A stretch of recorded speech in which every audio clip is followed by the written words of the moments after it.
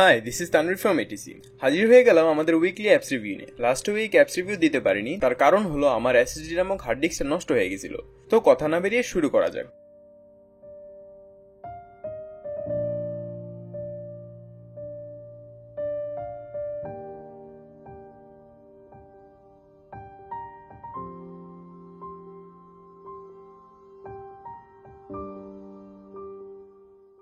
প্রথমেই থাকছে একটি ওয়েদার অ্যাপ। অ্যাপটির নাম ওয়েদার উইজ।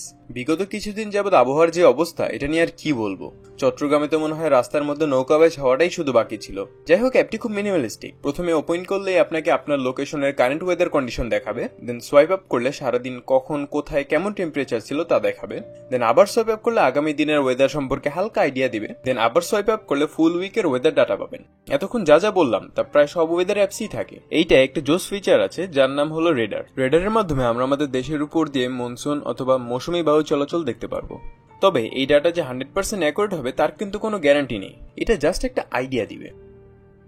আমাদের দ্বিতীয় অ্যাপটি একটি আইকন প্যাক। আইকন প্যাকটির নাম মিনিমালিস্টিক। আর ভাই, এটা আসলেই অনেক মিনিমালিস্টিক। যারা স্টক লঞ্চার ইউজ করতে করতে বিরক্ত হয়ে কাস্টম লঞ্চার ইউজ করেন, তারা তাদের কাস্টম লঞ্চারটিকে আরেকটু কাস্টমাইজ করতে এই আইকন প্যাকটা ব্যবহার করতে পারেন। এখানে মোট 1700-র উপরে আইকন রয়েছে।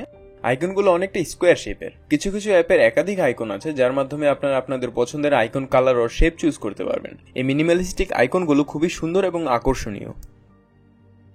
আমাদের সবার গ্যালারিতে একটা জিনিস কমন থাকে, যে একটা পিকচার একাধিকবার থাকা।